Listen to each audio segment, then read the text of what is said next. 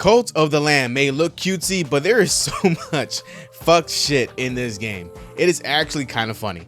This game's base building, roguelike combat, dungeon exploring, follower sacrificing gameplay is pretty goddamn funny and crazy, but actually pretty interesting and good, right?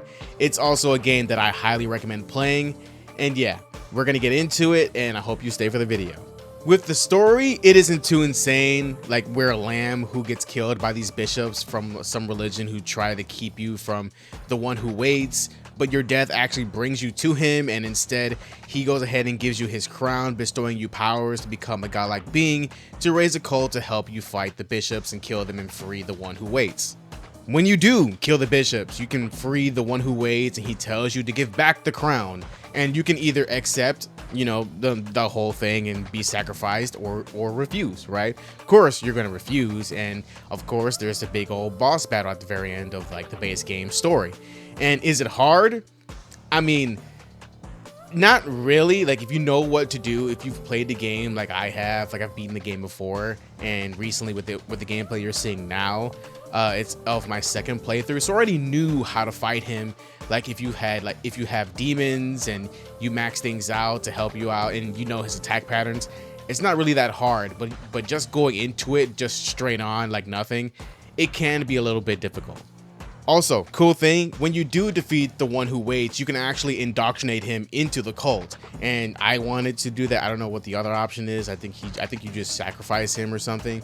But I always want to go ahead and indoctrinate him into my cult because I want him to be my little bitch.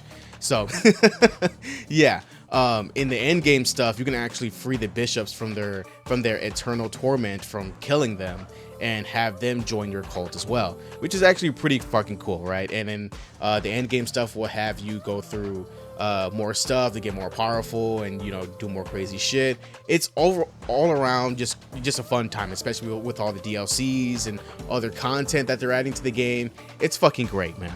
Like I said, the story isn't too crazy. I mean, it's crazy. Like I've played the game twice. I don't think it's crazy anymore. I really don't care. It's pretty crazy and wild, I will admit, but it's not too crazy for me. It might be for other people, but there are some interesting stuff in there as well. Like, as you're playing the game, you'll find bits of lore and discussions with the bishops about the past, and it's pretty cool to read more about what happened to the bishops and the one who waits back in the day.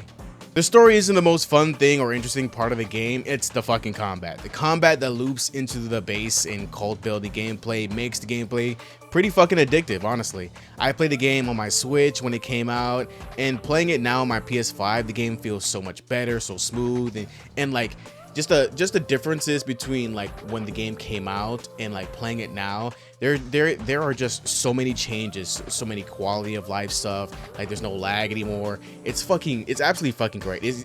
I'm not playing the same game anymore, and it fucking excited me when I was playing the game for the second time. I was like, whoa, I'm going ahead and unlocking stuff like buildings and, you know, perks and stuff like that I didn't go ahead and see in my first playthrough. So this was actually pretty fucking neat to play a second time. So let's talk about building your cult before getting more into the combat, right? Because how you get more powerful involves your cult, since their faith is what makes you more powerful and a much more deadlier lamb and, you know, cult leader as well, right? So the faith helps you go ahead and unlock more curses, weapons, higher tier weapons, buildings and perks that can help your cult grow, help you become more powerful, and, you know, just helps you overall just stay alive while just tackling all these fucking dungeons, right? And it also helps you make money to create buildings, buy tarot cards, and other items to customize the base as well. Like, speaking of tarot cards, they are so fucking cool. They're basically just modifiers to help make dungeons easier to run through. Along with the tarot cards, you can find like the armor, who gives you options on like weapons and spells to grab, and even someone to give you relics and stuff to help spice up the gameplay, which is fucking sick. So let's talk about the weapons real quick. Like, they range from daggers, swords, hammers, axes, and a fucking blunderbuss that you can unlock. And also you can unlock heavy special attacks, and, you know, it makes combat that much more fun and crazy, especially like when your back's against the wall, right? Especially when it comes like to the mini bosses and bigger bosses that are really fun to fight, especially when the projectiles are flying, the mobs are spawning, and shit is getting really fucking bad, right? That's why when I know a situation is going to get bad, before I enter a dungeon, I turn some followers into some demons that give me hearts, damage the enemy, or give me more cursed energy, like, yeah, like fucking like JJK, yes, to go ahead and do my spells so I can go ahead and fucking survive. So like, this game is actually pretty fucking fun. There's so much utility that you have at your disposal. But like, if you're getting hit and you're getting fucked up like left and right, like, you might be chalked, I'm not gonna lie. So when you do go ahead and enter a dungeon and complete like the first room, like, there's different branches to get to like the last room, and it all varies, right? So each one has a purpose, either for combat or harvesting materials, a store, or, you know, get a new follower, whether they are just in their in their village that's been burnt down, or you just like save them from a sacrifice or something, right? Or you can meet some NPCs that will help you along the way, right?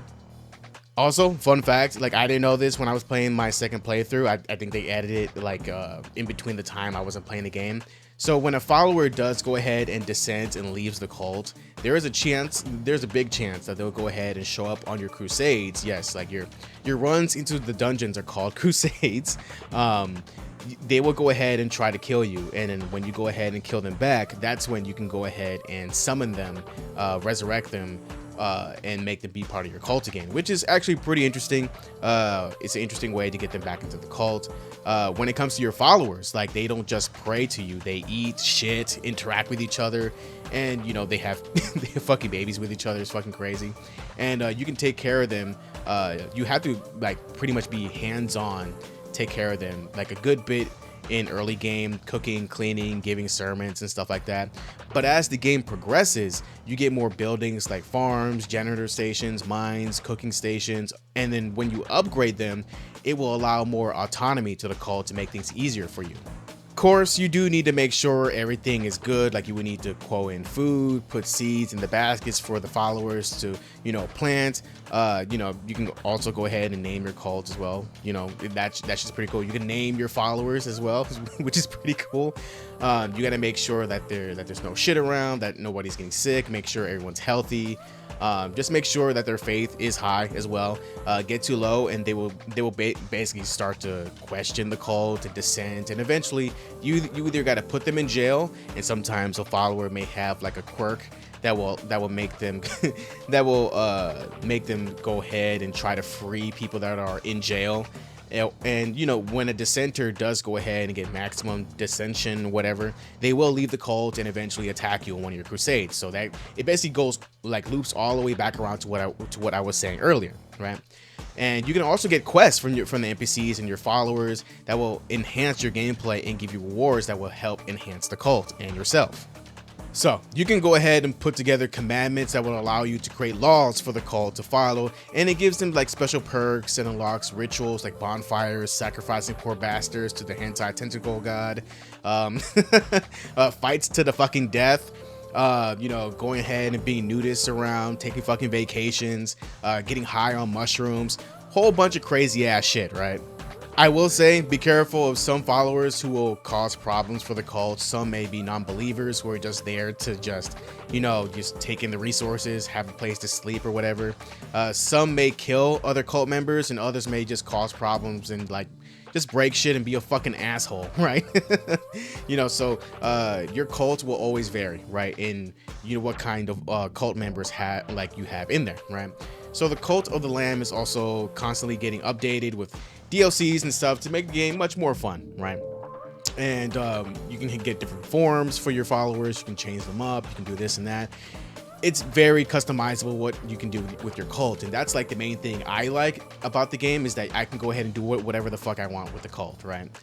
Cult of the Lamb, I feel like it's just such a fucking great game, just to chill out and focus on cartoon violence of a demonic, you know, cutesiness sort of thing in this crazy ass game, right? I genuinely just recommend this game, and if you love like base building, roguelike combat, and just, you know, just seeing crazy ass shit, this is a wonderful game for you. And honestly, with like the DLC and gameplay expansions, like the Sins of the Flesh stuff, and all that, like it's crazy. Like you can go ahead and and make your followers have kids and stuff. You can have them drink. You can go ahead and have a dance, like a whole little rave dance party or whatever. It's fucking crazy, man. Like it's definitely like a crazy game, but it definitely is fun, right? It's definitely is fun. Plenty of content to play around with this game. For me, it's a solid 9 for me. It's super fun. Try it out. It's on Xbox. I'm pretty sure it's been a while since I've been on my Xbox to see if it's still there. It's free on PS Plus. It's on Steam. It's on Switch. Great game. And honestly, just try it out. If you don't vibe with it after about like a couple hours, no harm done, right? But it's still a great fucking game. If you have played this game, tell me what you think. If you are interested in this game, don't like it or whatever, let me know in the comments below. And thank you so much for watching. This channel is getting bigger and bigger, and thank you all so much for supporting the channel and making this just so much more fun for me. And with that being said, again, try this game out. Actually, it's just a fucking ton of fun, right? And there's also co-op. I'm not forgetting that. There's also co-op, so you can also play with a friend. I didn't forget that. I had to go ahead and mention that. So with that being said, stay safe, everyone, and stay healthy mentally, emotionally, and physically. And see you guys later. Peace.